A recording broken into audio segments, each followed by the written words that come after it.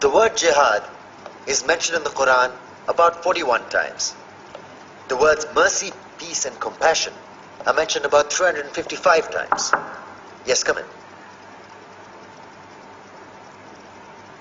Come on in, Riaz. Sit down, please.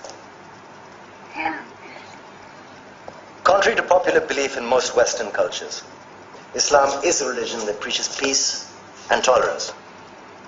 Yes, Patricia. If Islam truly is a religion that preaches peace, then how come the world's most troubled spots, the West Bank, Afghanistan, Pakistan, Iraq, they're all plagued with Islamic terrorism? Well, that depends on your definition of terrorism. Some might argue that the US invasions of countries like Iraq and Afghanistan are also acts of terrorism. No, those were acts of war to get rid of despotic regimes. Or a means of getting at a country's oil. Conspiracy theories. Well, May I? Yes, please. Go ahead, Riaz. Mr. Khan is right. I mean, if we're talking about terrorists, the world's biggest terrorists are the white superpowers.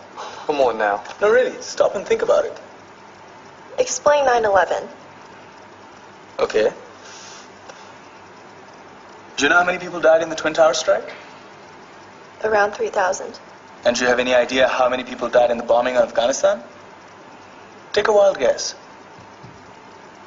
More than 15,000 people died. And that's just conservative figures. About 50,000 tons of explosives were dropped on innocent civilians.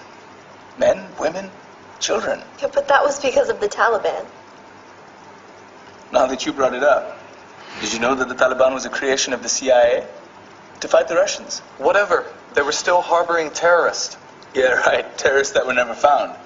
Just like the weapons of mass destruction that were never found in Iraq. Do you want to get into the death toll in Iraq? 500,000 civilians and counting. And what do Britain and America say when they don't find these weapons?